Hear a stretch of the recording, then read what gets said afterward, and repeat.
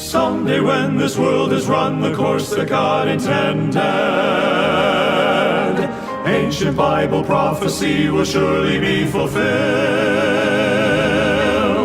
as the Savior left the earth the day when he ascended. So he'll come again, the Father has willed. Jesus is coming, though we know not when. Yes, he is coming. Jesus is coming again. 이제 제가 봉독하겠습니다. 예수님께서 성전을 떠나서 가실 때에 그분의 제자들이 성전의 건물들을 보여드리려고 그분께 나오매 예수님께서 그들에게 이르시되 너희가 이 모든 것을 보지 아니하느냐 진실로 내가 너희에게 이르노니 여기서 돌 하나도 다른 돌 위에 남지 아니하고 다 무너지리라 하시니라.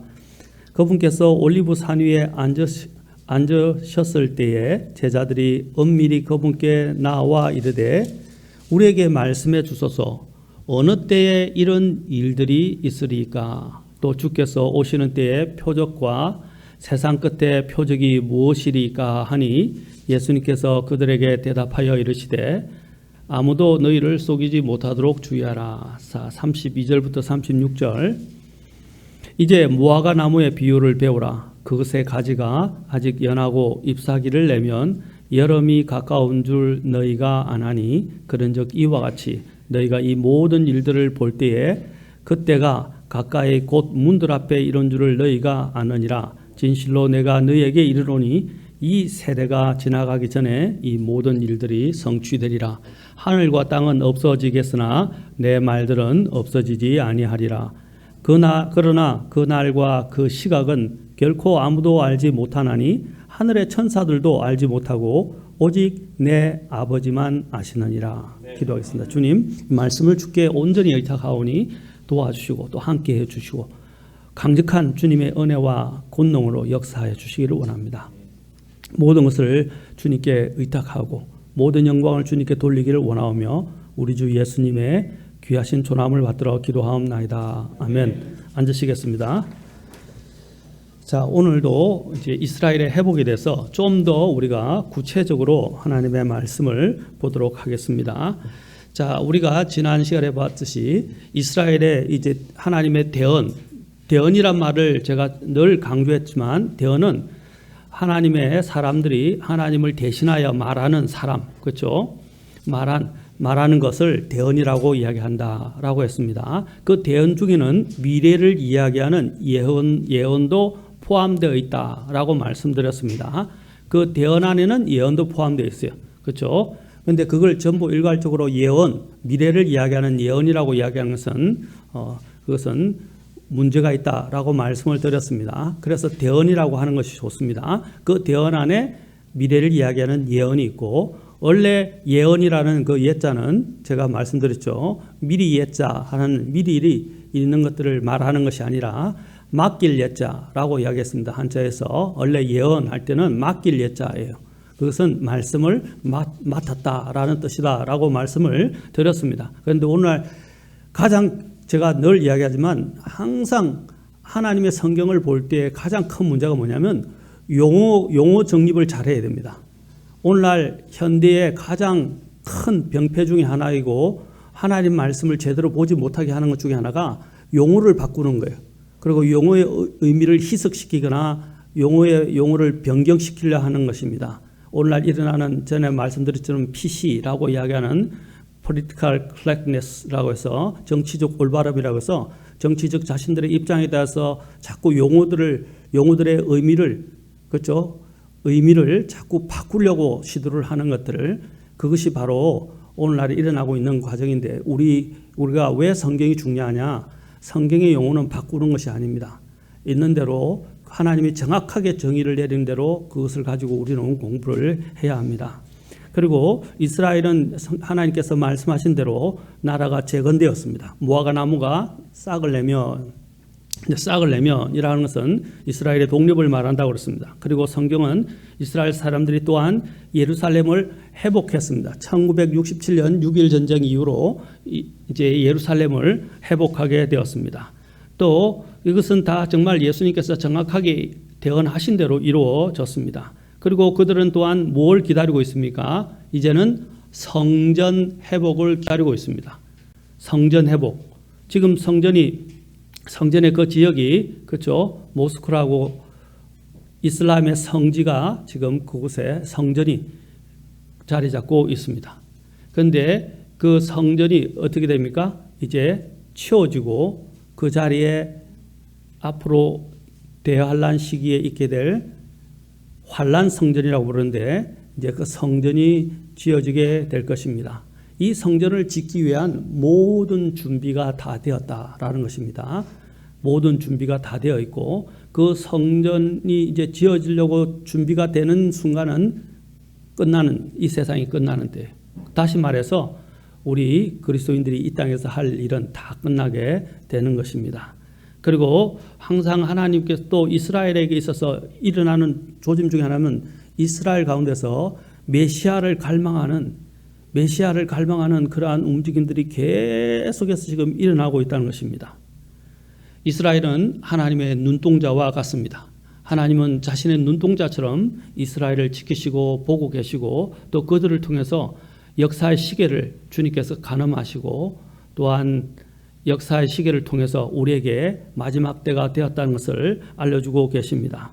그래서 이스라엘의 주권과 국토를 1948년에 회복하고 1967년에 6.1 전쟁을 통해서 성전을 회복했고 이제 그 모든 성경의 성취들이 이제 이루어져 가고 있는 그리고 예수님의 재림의 때가 다가왔다는 것을 우리에게 지금 시계가 역사 또 하나님의 시계가 가르쳐 주고 있다는 것을 우리는 기억해야 할 것입니다. 그래서 우리는 그때를 준비해야 합니다. 이제 누가복음에서 말씀하셨던 것도 동일하게 말씀하고 계십니다. 특히 하나님께서 이사야서 66장 7절과 8절에서는 또 놀라운 말씀을 하고 있습니다. 오늘 우리가 성경을 조금 살펴볼 것입니다. 조금 여러분들이 저와 함께 부지런히 성경을 통해서 하나님이 얼마나 구체적으로 이스라엘의 이 회복에 대해서 말씀하시는가에 대해서 좀 더 구체적으로 살펴볼 수 있었으면 좋겠습니다. 이사야서 66장 7절과 8절에 보면 참 놀라운 말씀이 있습니다. 여기 보면 이것은 이중적인 대언인데 성경은 이중성을 갖고 있습니다. 하나 성취하면서도 또 더 먼 미래를 성취하는 것도 있습니다. 주님께서 바빌론 포로에 대해서 이야기하셨지만 또 이후에 있게 될 그렇죠? 신비의 바빌론의 포로가 되어 있는 상황에서 이스라엘을 회복시키는 그러한 부분에 대해서도 말씀하고 있는 것처럼 성경에는 항상 이중성을 가지고 있습니다. 이사야서 66장 7절부터 8절에 보면 그녀가 할 때 이 그녀가 이스라엘을 이야기합니다. 그녀가 진통을 겪기 전에 해산하고 자기의 고통이 임하기 전에 사내 아이를 낳았으니 누가 그러한 일들을 들었느냐 누가 이러한 일들을 보았느냐 땅이 보십시오 하루에 만들어서 열매를 내겠느냐. 제가 말씀드렸죠. 이스라엘이 언제부터 다른 나라의 속국이 되었죠? BC 606년경부터 속국이 되었다라고 말씀드렸습니다. 그렇죠? 그래서 이스라엘이 1948년 독립할 때까지 600년에다가 2000년을 다 1900년을 더하면 얼마죠? 2500년이죠. 2500년에서 또 48년을 더하면 얼마나 되죠? 그렇죠? 예, 2550년 정도 되죠. 2550년 가까이를 유랑하고 방황하던 나라가 자 보십시오.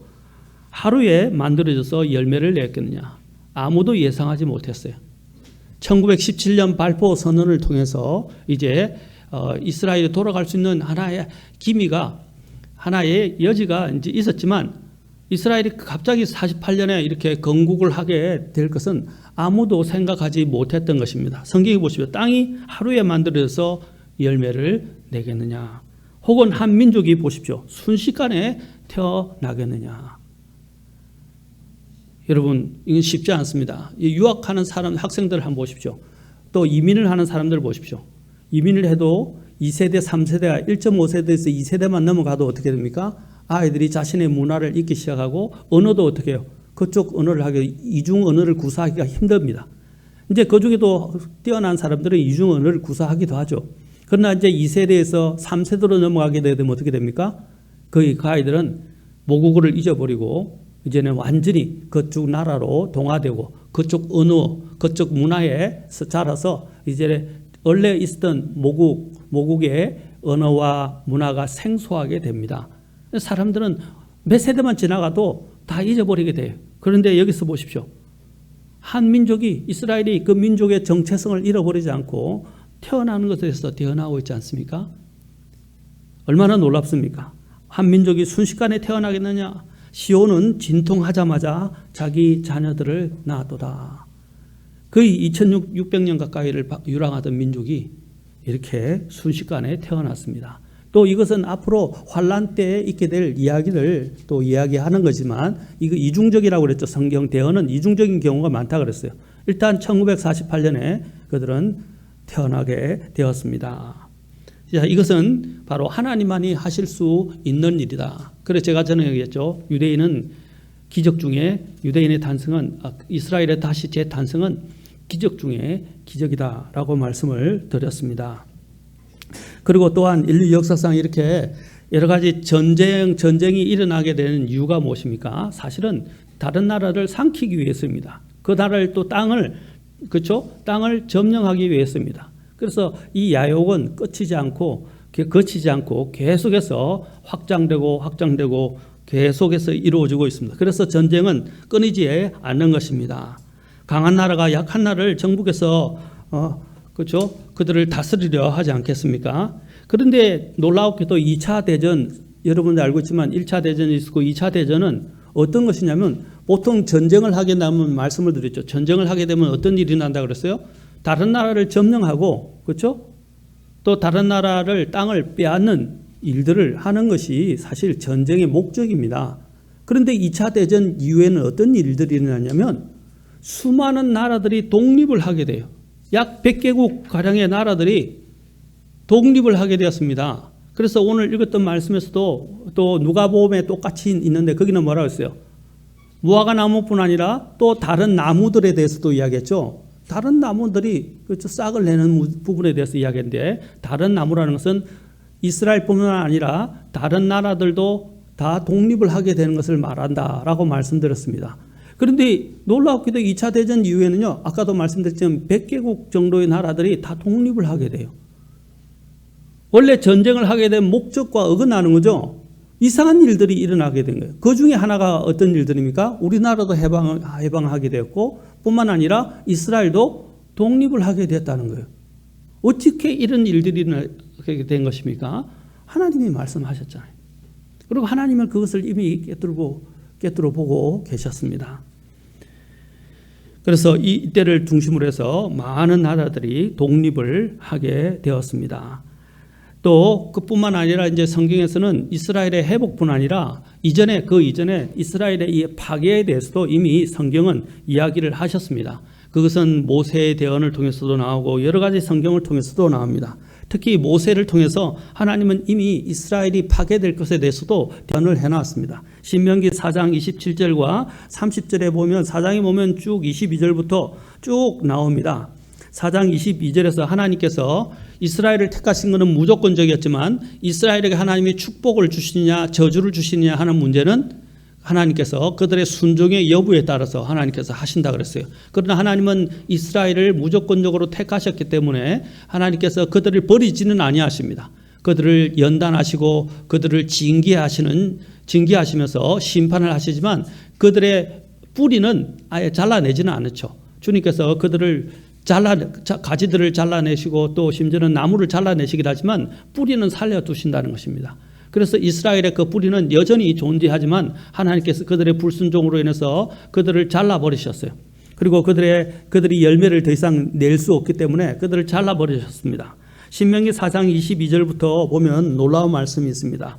오직 나는 반드시 이 땅에서 죽고 요르단을 건너지 못하려니와 너희는 건너가 그 좋은 땅을 소유하리니. 자, 그 좋은 땅이라는 것은 팔레스타인 땅을 이야기하는 것이죠. 너희는 스스로 조심할지니라. 자, 주님께서 당부하셨어요. 너희는 스스로 조심할지니라. 너희가 주 너희 하나님께서 너희와 맺은 그분의 언약을 잊어버리고 너희를 위해 주 하나님께서 내게 금하신 새긴 형상이나 어떤 것의 모습을 만들까 염려하노라. 자, 우상 숭배에 대해서 또 주님께서 말씀하셨습니다. 주 내 하나님은 소멸시키시는 불이시요 곧 질투하시는 하나님이시다. 질투. 자, 질투는 언제 일어나는 거죠? 자기의 소유, 그렇죠? 자기 것인데 자기 것이 다른 걸 바라보거나 다른 것들이 자기 것들을 빼앗아갈 때 질투를 하는 것입니다. 자, 여러분이 강아지를 키우는데 강아지가 주인을 따라야 되는데 주인이 먹이고 입히고 키워주고 다 이뻐해 주는데 강아지가 나를 안 따르고 다른 사람만 따라가요. 그렇죠? 질투가 나겠죠. 자, 우리 부부 관계에 대해서도 이야기합시다. 부부가 같이 서로를 보고 평생을 살아가야 되는데 한눈을 팔고 있어요. 그럼 어떻게 되죠? 질투가 일어나게 되는 거죠. 그렇죠? 마찬가지입니다. 우리는 하나님의 소유였습니다. 이스라엘도 하나님의 소유였습니다. 그런데 이스라엘이 딴 마음을 먹고 딴 눈을 팔게 됐을 때 하나님은 어떻게 하십니까? 자, 여러분들이 내 배우자가 딴 눈을 팔게 되면 어떻게 돼요? 가만두지 않겠죠. 하나님도 마찬가지입니다. 하나님이 이스라엘과 사실 성경에 보면 구약에서는 뭐냐면 이스라엘과 정원하셨다라고 되어 있어요. 이스라엘과 정원을 했는데 이스라엘이 다른 마음을 품게 되고 딴 눈을 팔게 되니까 하나님께서 질투하신다라고 말씀하고 있습니다. 4장 25절 보십시오. 내가 그 땅에서 자녀들을 낳고 자녀들의 자녀들을 얻으며 너희가 오랫동안 살 때 만일 스스로 부패하여 새긴 형상이나 어떤 것의 모습을 만들어 주 내 하나님의 눈앞에서 악을 행하여 그분의 분노를 일으키면 내가 이날 하늘과 땅을 불러 너희에게 증거로 삼나니 너희가 요르단을 건너가 소유하는 땅에서 너희가 뭐라 했어요? 너희가 끊어져 곧 철저히 패망할 것이요. 그곳에서 너희 날들을 길게 하지 못하고 철저히 멸망하리라. 자, 아까 그랬죠. 멸망한다 그랬잖아요. 멸망했는데 아까 이사야서 66장에서 뭐라고 했어요? 나라가 순식간에 태어난다고 이야기했죠. 네, 성경이 말하고 있는 대로 이루어진 것입니다. 4장 27절에서 또 주께서 너희를 민족들 가운데서 흩으실 것이요 주께서 너희를 인도하여 가게 하실 그 이교들 가운데서 너희의 남은 자의 수가 적을 것이며 라고 말씀하셨습니다. 또한 주님께서 또 조건을 것입니다. 4장 29절에서 그러나 만일 너가 거기서 주 내 하나님을 찾으면, 자, 흩어졌는데 그들이 주 하나님을 찾으면 어떻게 한다고 했어요? 그리고 내 마음을 다하고 내 혼을 다하여 그분을 찾으면 주님께서 만나 주시겠다라고 말씀하셨습니다. 이 말씀은 지금으로부터 그렇죠? 3,500년 전에 사실 기록된 말씀이라고 할 수 있습니다. 이스라엘 민족은 바로 이 기록된 말씀대로 멸망하게 됐고 열국에 이런 많은 전 세계의 국가들에 흩어져 그렇죠? 죽은 듯이 있었다가 오랜 역사가 진행된 후에 그들은 어떻게 했어요? 또 BC 586년 바벨론에 의해 멸망을 하고 주권을 잃고 강대국들에게 짓밟히게 되었습니다. 그리고 예루살렘의 성전은 그렇죠? BC 606년에 파괴되었다 그러죠.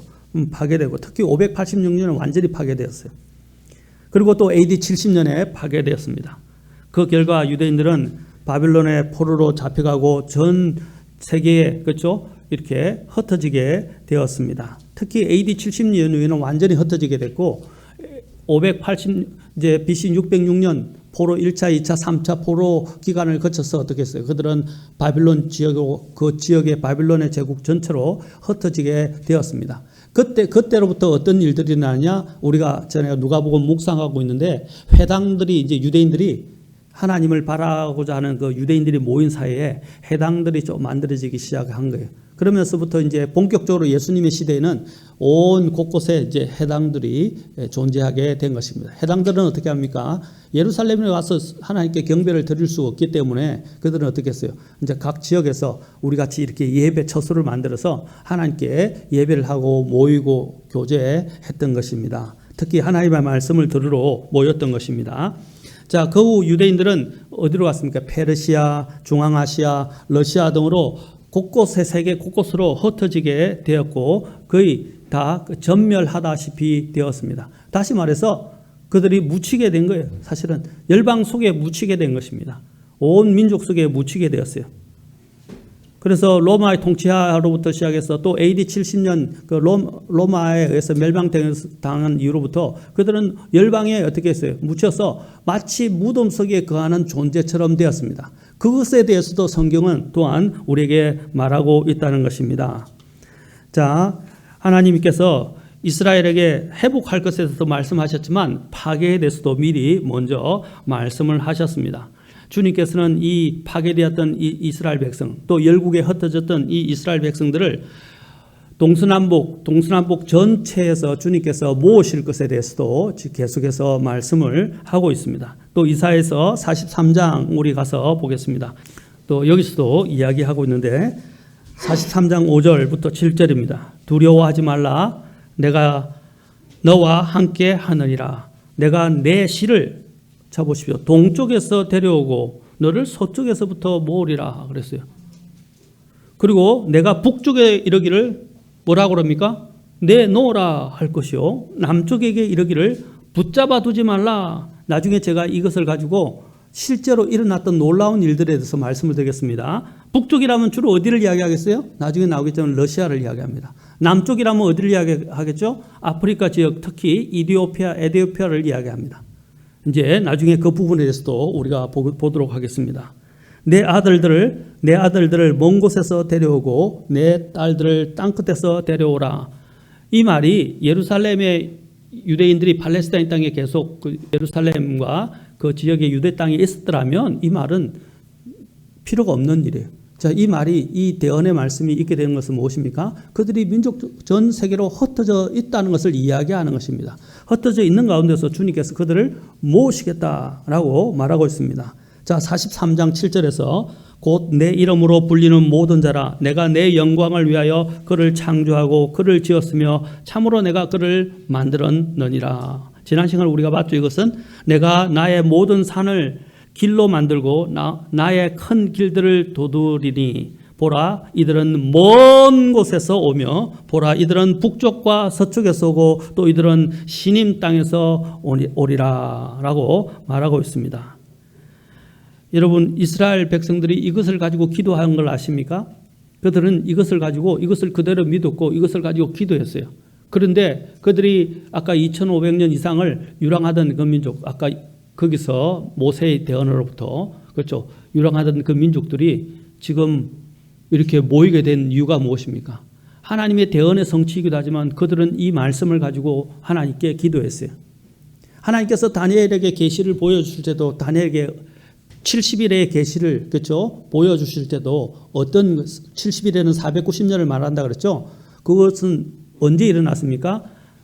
예레미야의 70년 포로 생활과 관련된 것들이 이루어지게 거의 다 돼갈 때 다니엘에서 그것을 가지고 성경을 읽다가 기도할 때 하나님께서 그에게 이제 더 하나님이 정하신 마지막 490년에 대해서 대언을 해 주신 것입니다. 자, 우리도 마찬가지입니다. 하나님의 대언의 약속이 있지만 그것이 우리의 것이 되기 위해서는 어떻게 해야 됩니까? 하나님의 그 말씀을 붙들고 기도해야 합니다. 아멘. 기도하고 기다려야 됩니다. 하나님은 기다리는 자를 만나 주십니다. 아까 그들이 나를 찾으면 내가 만나리라 하셨어요. 마찬가지로 우리의 삶도 똑같습니다. 이스라엘 통해서 우리는 뭘 배웁니까? 바로 우리 자신을 대입해서 볼 수 있는 것입니다.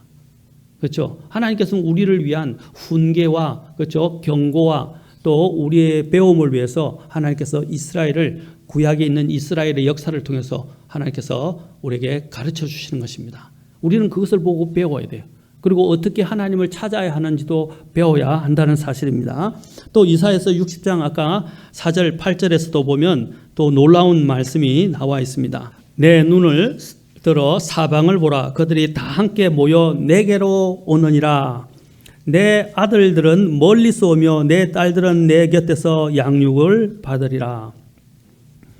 구름같이 날아오며 비둘기가 자기 창문으로 날아오는 것 같이 날아오는 이 자들은 누구냐 그랬어요.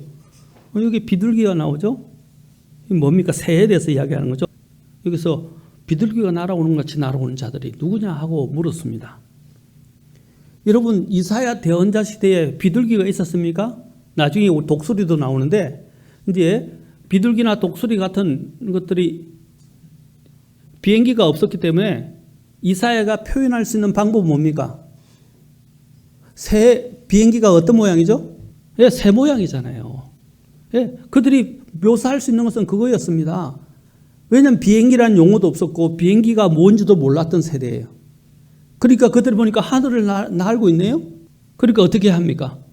여기 비둘기나 가장 그들에게 대표적인 것이 비둘기였고 대표적인 것이 뭐였습니까? 독수리였어요. 그래서 비둘기와 독수리라고 표현을 한 것입니다. 자, 그래서 이 말씀들을 그들은 믿고 있었는데 이 말씀들이 사실 그대로 성취되었습니다.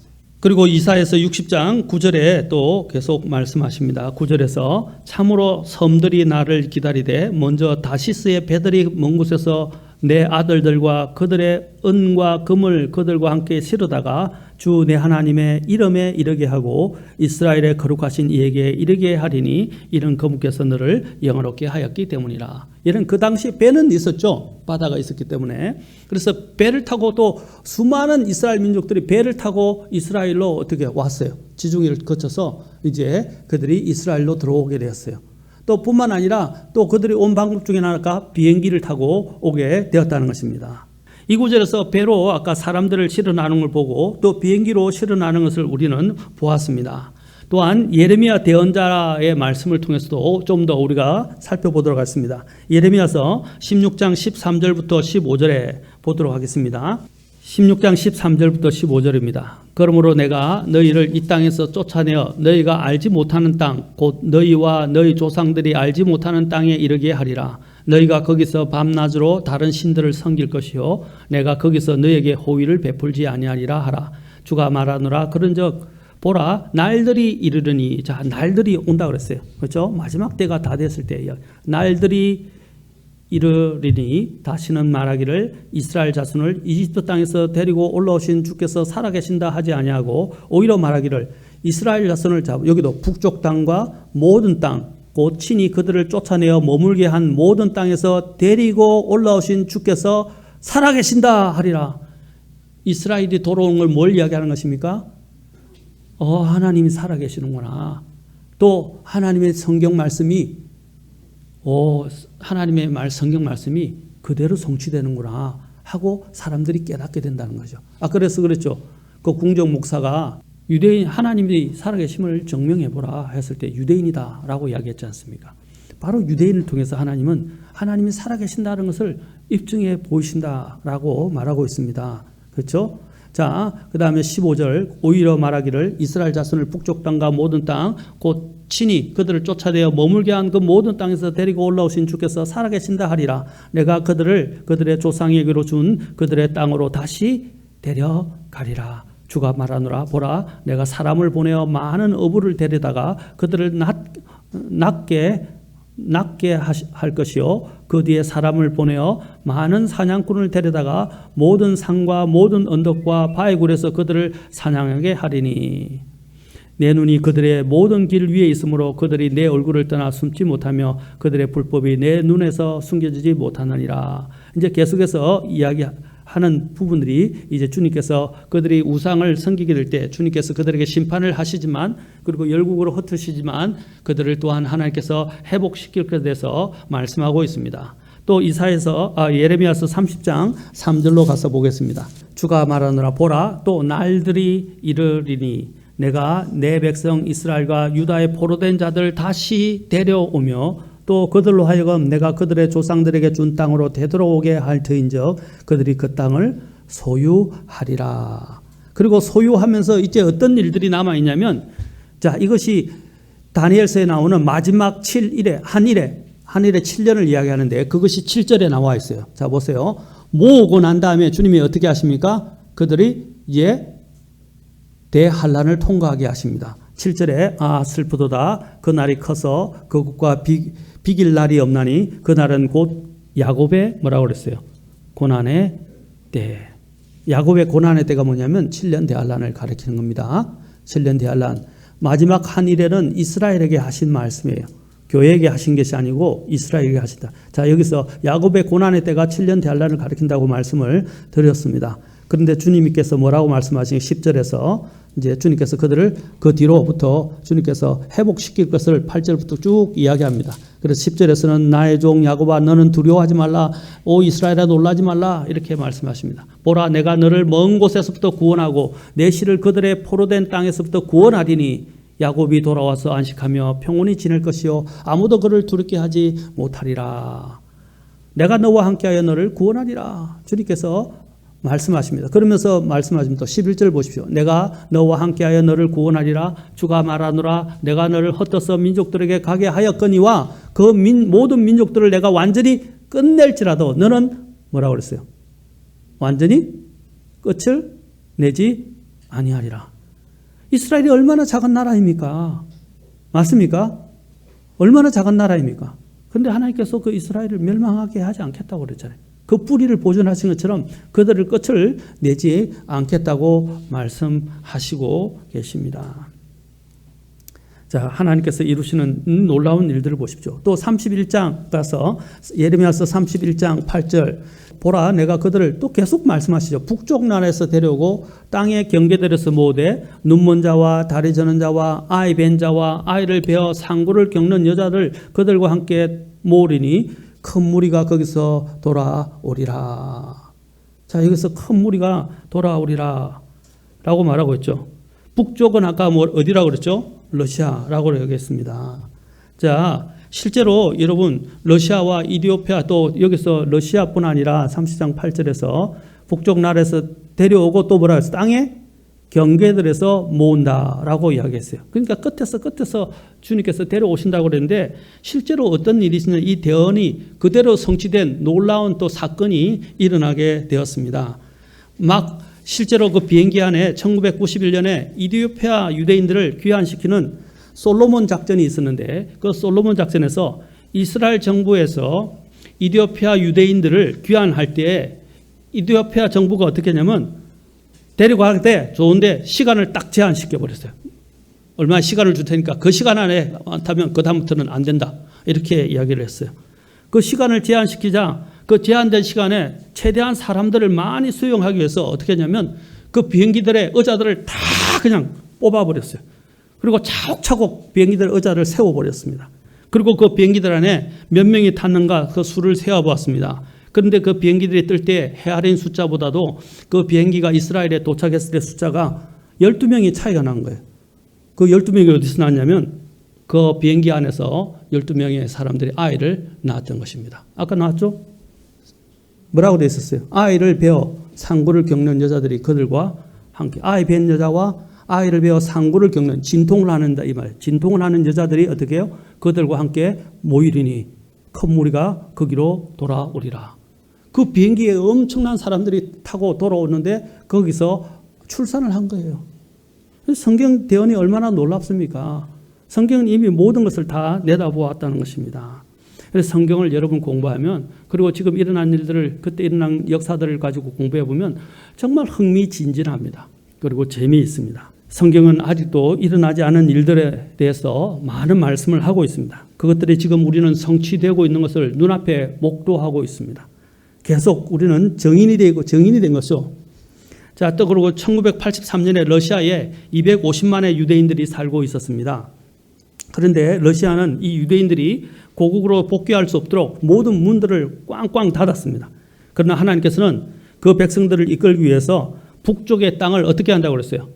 내가 책망한다, 꾸짖는다 그랬죠. 아까 나왔죠. 이사야서 43장 5절과 6절에서 뭐라고 그랬어요? 5절과 6절에서 뭐라고 그랬습니까? 내놓으라 그랬지 않습니까? 그렇죠? 가게 하라 그랬지 않습니까? 내놓고 가게 하라 하고 꾸짖으셨단 말입니다. 그러니까 어떻게 해요? 불가능했던 이러한 사실들이 이루어졌어요. 러시아가 유다 백성을 내놓지 않았어요. 아까 문들을 꽝꽝 닫아버렸다 그랬죠. 왜냐하면 그 뛰어난 사람들이 유대인들이었잖아요. 그 유대인들이 나가게 되면 러시아에게는 엄청난 손해와 문제들이 많게 돼요. 안 그래도 인구수도 적은데. 그런데 러시아가 유대인들을 안 보내주려고 하자 하나님께서 이제 역사하셔서 1989년에 베를린 장벽을 무너지게 하시고 그 이듬해 동독이 무너져서 동서독이 통일되고 또 그 이후에 어떻게 됩니까? 소련이라고 옛날에 러시아 이전에 소련 연방이었죠. 소련이 해체되어 버렸습니다. 그래서 소련 공산당이 무너지게 되었어요. 그래서 어떻게 됐습니까? 유대인들이 돌아갈 수 있는 문이 열리게 된 것입니다. 공산당이 해체되면서부터 이제 일종의 아직도 그것도 독재가 있지만 자유가 들어오기 민주주의가 들어오기 시작했잖아요. 그때로부터 이제 자기가 원하는 대로 떠날 수 있게 된 것입니다. 참 놀랍지 않습니까? 하나님이 바로 이렇게 하시는 것입니다. 이 스토리와 관련해서는 1984년쯤에 일어난 Let My People Go라는 책, 영어 책과 관련되어 있어요. 이 책이 바로 이러한 부분에 대해서 이야기를 해주고 있습니다. 바로 이 일들을 통해서 하나님은 놀라웠게도 이 대언들을 성취하셨는데 우리가 이것을 보게 되면 전율을 느끼지 않을 수 없습니다. 이사야서 49장 8절부터 또 12절에 보면 주가 이같이 말하노라 받을 만한 때에 내가 내 말을 들었고 이게 여러분 많이 보지 않았나요? 또 구원의 날에 내가 너를 도왔노라. 어디서 봤죠? 고린도서에서 사도 바울이 인용하고 있죠. 예? 지금이다라고 이야기하면서 맞습니까? 이제 이것은 우리에게 또 적용한 거죠, 사도 바울이. 그런데 이것이 원래 이사야서에 있는 이 말씀은 누구에게 적용된 겁니까? 첫째는 유대인들에게 적용된 것입니다. 유대인들에게 받을 만한 때가 내 말을 들었고 구원의 날에 내가 너를 도왔노라. 내가 너를 보존하고 너를 백성의 언약으로 주며 땅을 굳게 세우고 황폐하게 된 유산들을 상속받게 하리니 이것은 너가 갇힌 자들에게 이르기를 갇힌 자들에게 이르기를 나오라 하며 어둠 속에 있는 자들에게 이르기를 너희 자신을 보이라 하게 하려 함이라. 그들이 길에서 먹으며 그들의 초장이 모든 높은 곳에 있으리라. 그들이 줄이거나 목마르지 아니하며 더위와 해가 그들을 치지 아니하리니 이는 그들에게 긍휼을 베푸는 이가 그들을 인도하되 물이 넘치는 샘들 곁으로 그들을 인도할 것이기 때문이라. 내가 나의 모든 산을 길로 만들고 나의 큰 길들을 도두리니 보라 이들은 먼 곳에서 오며 보라 이들은 북쪽과 서쪽에서 오고 또 이들은 시님 땅에서 오느니라. 아까 읽었죠. 그 앞에 있는 구절에서 뭐라고 그랬어요? 주님께서 나오라 하고 그렇죠? 그들에게 너 자신을 보이라. 아까 그러면서 너희가 보내라 라고 주님께서 생망 그죠 하시고 풀어주라 라고 말씀하시는 거예요. 그대로 하나님은 이 일들을 이루어 가셨습니다. 시님 땅이라고 이야기하면 남쪽 에티오피아를 사실 이야기하는 것입니다. 거기서부터 나오게 하라라고 말합니다. 자, 그러면서 주님께서는 계속해서 49장 15절부터 자 보십시오. 15절에서 또 놀라웠게 말씀하십니다. 북쪽 하면 러시아, 서쪽 하면 어디겠어요? 서쪽? 중동의 서쪽 하면 어디겠습니까? 이제 사실 미국, 유럽, 카나다, 그렇죠? 예, 남미 이런 데를 이야기하는 것이죠. 거기서도 엄청난 많은 사람이 왔습니다. 49장 15절 봅시다. 여인이 여인이 자기의 젖먹는 자식을 잊을 수 있겠으며 자기 태에서 난 아들을 불쌍히 여기지 않을 수 있겠느냐. 참으로 그들은 혹시 잊을지라도 나는 너를 잊지 아니하리라. 보라 내가 너를 내 손바닥에 새겼고 내 성벽은 계속해서 내 앞에 있나니 내 자녀들은 서두르며 너를 파괴하던 자들과 너를 피폐하게 만든 자들은 내게서 떠나가리라. 내 눈을 들어 사방을 보라. 이들이 다 함께 모여 내게로 오느니라. 주가 말하노라. 내가 살아있음을 두고 맹세하노니 너가 장식을 걸치듯 반드시 그들 모두를 내 몸에 걸치며 신부가 두르듯 그들을 내 몸에서 두르리로다. 자, 너의 피폐하고 황폐한 곳들과 파멸당하였던 내 땅이 이제는 거주민들로 인하여 너무 좁게 되며 너를 삼켰던 자들이 멀리 있으리라. 자, 여기서 우리가 알 수 있는 것은 뭡니까? AD 70년으로 일단 생각해 봅시다. AD 70년 이후에 그들이 다 전 세계로 흩어졌어요. 그 다음부터 팔레스타인 땅은 어떻게 됐습니까? 황폐하게 되었어요. 맞습니까? 사람이 거하지 않으니까 풀이 무성하고 거기는 동물들만 넘쳐나고 수많은 초목들만 넘쳐나게 되고 그곳은 살 수 있는 땅이 안 되었어요. 그런데 어떻게 됐어요? 여기 나온 대로 바로 살 수 있는 땅이 됐다는 것입니다. 사람이 거주할 수 있는 것이 됐다는 것입니다.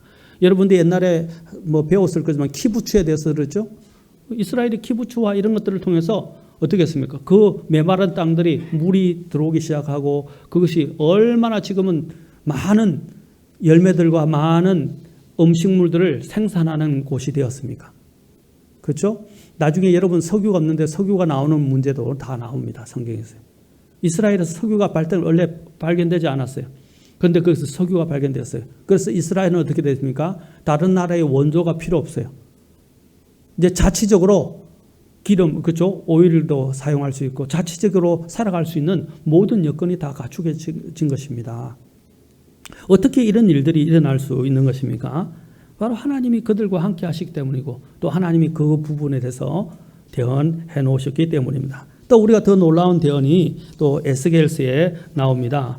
하나님께서 이스라엘에게 복을 말씀하신 이후에 이제 36장 24절 특히 25절 내가 너희를 이교도들 가운데 취하고 모든 나라에서 너희를 모아 너희 땅으로 데려가리라. 그때 내가 정결한 물을 너희에게 부려 너희를 정결하게 하되 너희의 모든 더러움과 너희의 모든 우상으로부터 너희를 정결하게 하리라. 또 내가 새 마음을 너희에게 주고 새 영을 너희에게 두어 너희 살에서 돌 같은 마음을 제하고 너희에게 살로 된 마음을 주리라. 또 내가 내 영을 너희 속에 두어 너희로 하여금 내 법궤 안에서 걷게 하리니 너희가 내 판단의 법들을 지켜 행하리라. 또 내가 너희 조상들에게 준 땅에 너희가 거하면서 내 백성이 되고 나는 너희 하나님이 되리라. 자, 이것은 반쯤 성취됐어요. 아직 완전히 성취되지는 않았습니다.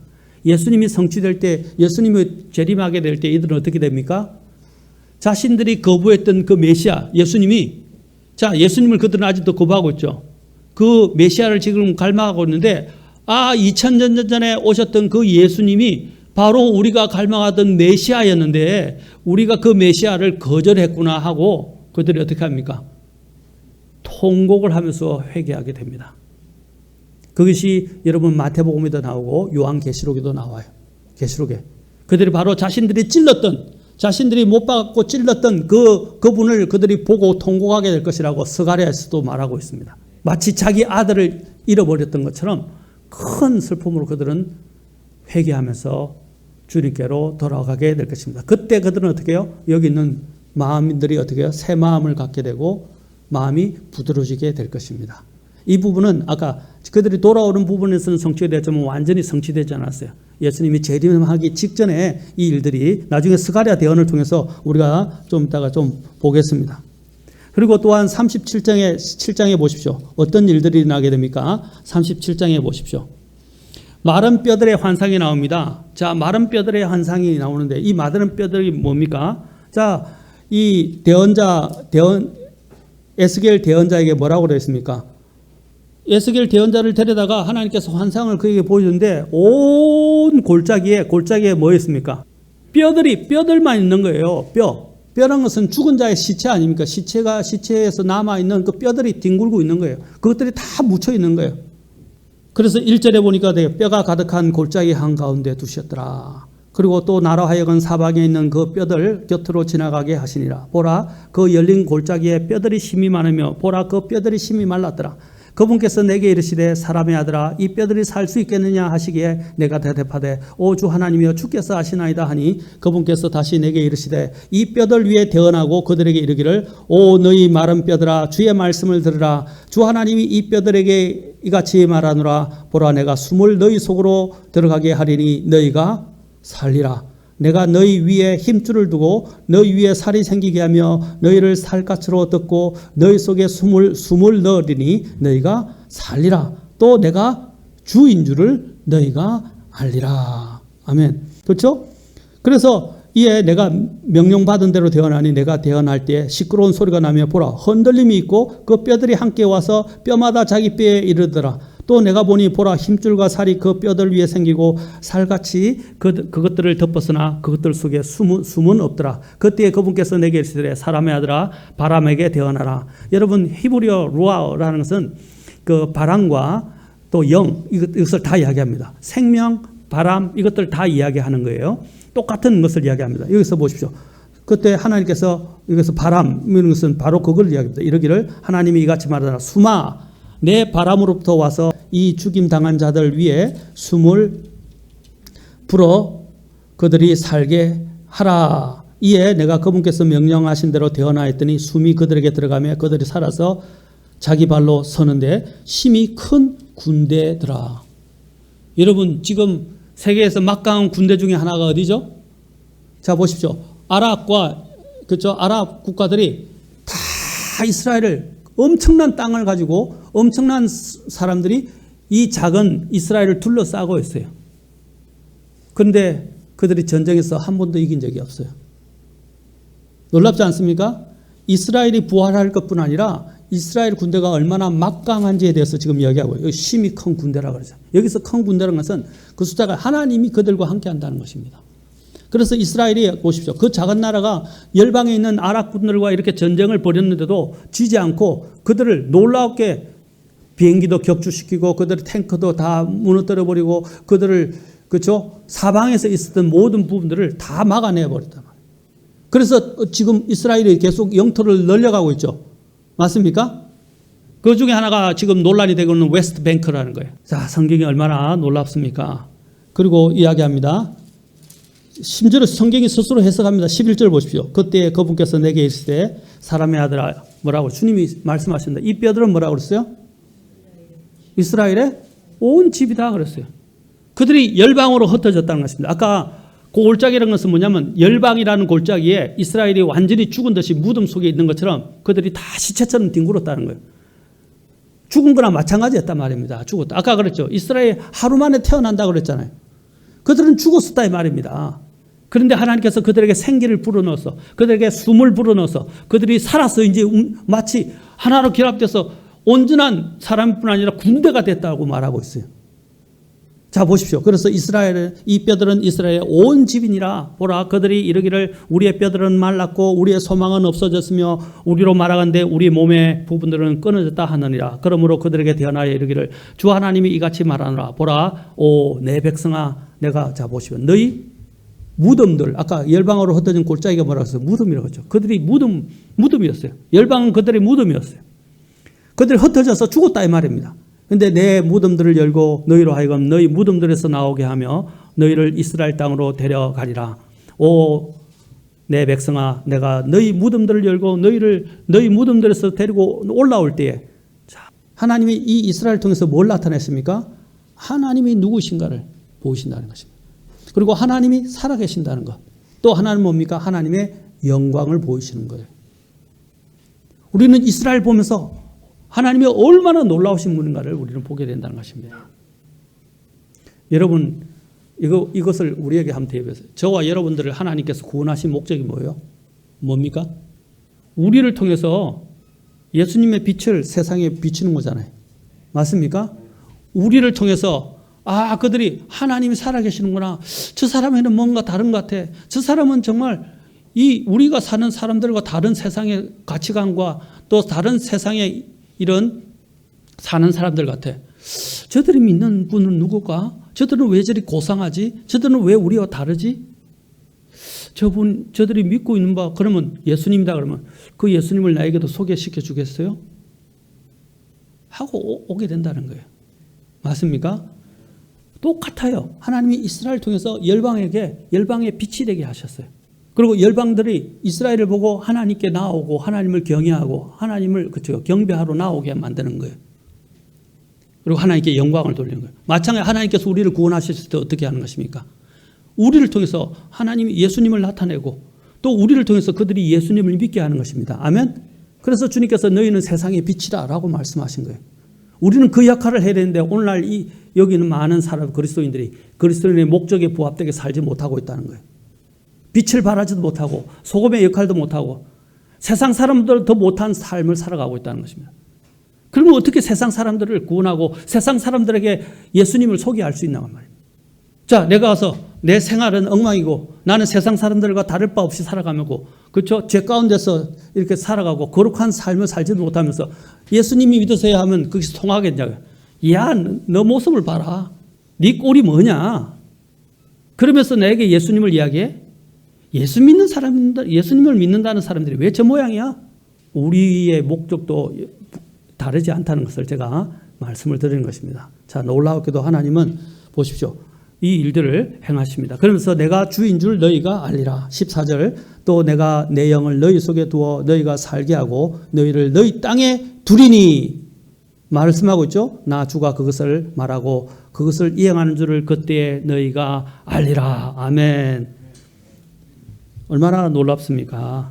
또 39장에도 보면 39장 28절 시간상 39장 28절 그들이 내가 주 자기들의 하나님인 줄 알리라. 내가 그들을 이교도들 가운데 포로가 되어 끌려가게 하였으나 그들의 땅으로 그들을 모으고 다시는 그들 중에 하나도 거기에 남겨두지 아니하였느니라. 내가 다시는 내 얼굴을 그들에게 숨기지 아니하리니 내가 내 영을 이스라엘 집 위에 쏟아 부었느니라. 자, 제가 지금 너무 많아서 다 이야기할 수 없어요. 제가 가장 중요한 부분만 뽑아서 말씀을 드린 것입니다. 보십시오. 하나님이 해 나가시는 이 일들을 보십시오. 얼마나 놀랍습니까? 이것은 인간이 지은 책으로서는 이건 해결할 수 없습니다. 인간은 한치 앞도 내다볼 수 없는 존재들입니다. 그러나 하나님의 말씀은 곳곳을 보십시오. 이사야, 아까 예레미야, 대표적으로 에스겔을 통해서 봤는데 또 스가랴도 있습니다. 곳곳에 하나님께서는 이 부분에 대해서 말씀하신 그대로 놀라우게 아까 성취됐잖아요. 심지어는 아까 아기를 베고 산통을 겪는 자들까지도 비행기를 타고 오게 될 것에서 그렇죠? 말했잖아요. 그대로 다 실현이 되었지 않습니까? 이제 이 이스라엘의 예루살렘이 짓밟힌다고 그랬는데 예루살렘이 언제까지 짓밟힌다고 그랬어요? 이방인의 수가 때가 차기까지라고 누가복음에서 말씀하셨습니다. 누가복음 21장에서 우리가 전에 봤죠. 21장 24절에서 이방인의 때가 차기 때까지. 이방인의 때가 찬다는 말은 뭡니까? 이제 이 이방인들이 아까 바빌론 느부갓네살 때부터 시작됐다 그랬죠. 이방인의 때가 이제 이것이 마감하는 때가 온다는 것입니다. 그때까지는 예루살렘이 그때가 언제냐면 이방인의 때가 찬다는 말은 예수님이 재림하시는 거예요. 재림하시는 때 모든 것이 끝나게 될 것이다 라고 말씀하셨습니다. 자, 주님이 이 말씀을 우리에게 하신고 난 다음에 이제 우리가 해야 할 일은 무엇입니까? 마태복음에 우리가 읽었던 그 구절과 동일한 구절이 누가복음 21장인데 누가복음 21장을 읽고 마치겠습니다. 자, 읽고 이제 간단하게 말씀드리고 마치겠습니다. 누가복음 21장 28절. 자, 28절부터 쭉 보겠습니다. 잘 들으십시오. 이것이 정리입니다. 오늘 정리입니다. 자, 보십시오. 이런 일들이 일어나기 시작하거든. 제가 종말의 징조들에 대해서 이야기하면서 지금 종말의 징조들, 표적들에 대해서 이야기하면서 마지막으로 이스라엘의 회복에 대해서 지금 세 번째 걸쳐서 말씀드렸죠. 네 번째인가요? 그렇죠? 자, 이런 일들이 일어나기 시작하거든 위를 보라. 그리고 위를 보고 너희 머리를 들라. 너희의 구속이 가까이 오고 있느니라 하시니라. 자, 위를 보고 머리를 들라 그랬어요. 뭐 어떤 일입니까? 너희의 구속이 가까이 이르고 있느니라. 자, 또 29절 보십시오. 또 그분께서 그들에게 한 비유를 말씀하시죠. 무화과 나무와 모든 나무를 보라.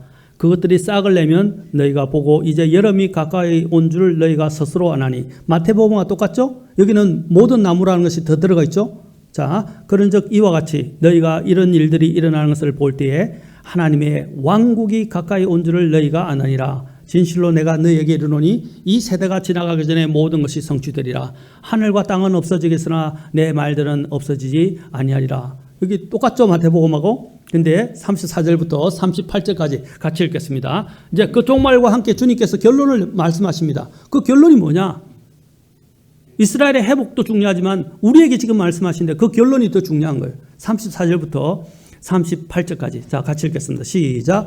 너희는 스스로 주의하라. 그렇지 않으면 언제라도 너희 마음이 과식과 술 취함과 이 세상 삶의 염려로 무겁게 되어 그날이 알지 못하게 너희에게 임할까 염려하노니 그날이 온 지면에 거하는 모든 자들에게 올무같이 임하리라. 그러므로 너희가 앞으로 일어날 이 모든 일을 피하고 사람의 아들 앞에 서기에 합당한 자로 여겨지도록 항상 기도하며 깨어있으라 하시니라.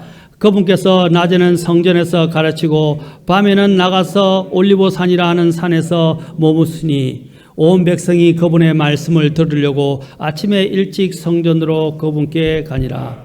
자, 34절부터 36절이 특별히 가장 중요합니다.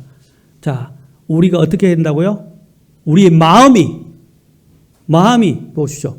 과식이라는 것은 음식인데 육체와 관련된데 마음이 뭡니까?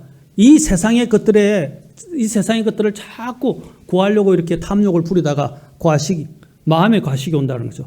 너희 마음이 과식과 술 취함과 이 세상 삶의 염려로 무겁게 되어 주님의 날이 임하는데도 모르고 살아가는 겁니다. 그리고 35절을 보십시오. 올무같이 임한다는 것이죠. 올무가 뭐죠? 우리가 사냥할 때 올무를 만들잖아요. 이래서 동물이 가다가 탁 발이 걸리면 어떻게 해요? 잡히잖아요. 새 올무도 마찬가지예요. 먹이를 넣으면 새는 먹이가 있는, 자기를 잡으려고 준 먹인 줄도 모르고 오다가 그거 먹는데 정신이 팔려가지고 올무에 걸리는 것입니다. 제가 수요일 날 이야기했죠. 돼지 자루에 대해서. 공자루에 대해서 제가 올려놓은 거 보셨죠? 그 돼지가 자기가 도살장으로 가는 줄도 모르고 콩만 주워 먹으려고 따라가다가 도살장으로 가는 걸 이야기했잖아요. 그게 사탄의 전략이라는 거예요. 그게 마지막 때 많은 사람들에게 일어날 일이라는 것입니다. 자기가 죽는 줄도 모르고 가는 거예요. 어떤 사람들이 자기가 죽는 줄 모르고 깨어나는 것입니까? 가는 것입니까? 36절에 이야기하잖아요. 주님께서 34절에도 너희가 스스로 뭐라 그랬어요? 주의하라. 그리고 36절에는 뭐라 그랬어요? 이 모든 일을 피하고 그죠? 사람의 아들 인자이신 예수님이 오실 때에 그 앞에 서기에 합당한 자로 여겨주도록 항상 기도하며 깨어 있으라. 우리가 읽었던 마태복음에는 뭐라 그랬습니까? 준비하고 깨어 있으라 그랬어요. 사랑하는 성도 여러분, 주님 오실 때 우리는 목전에 두고 있습니다. 아까도 말씀드린 이스라엘이 성전을 지금 지으려고 모든 것이 다 준비되어 있습니다. 지금 자꾸 미뤄지고 있는데 그것은 아직도 구원받아야 할 사람들이 있기 때문에 주님께서 지금 조금 더 미루시는 것입니다. 주님을 맞을 준비가 되어 있으십니까? 준비하고 깨어 있으라 하셨습니다. 우리 모두가 깨어 있는, 그리고 주님을 만나시는, 여기 인자 앞에 뭐라고 해서 사람들 앞에 서기에 합당한 자로 여겨지도록 항상 기도하며 깨어 있으라. 기도하시겠습니다. Oh, it is a blessed hope to those who know the Savior. Blessed in the many joys that it will usher in. Purifying hope that has the power to change behavior. Keeping from the world's defilement and sin. Jesus is coming.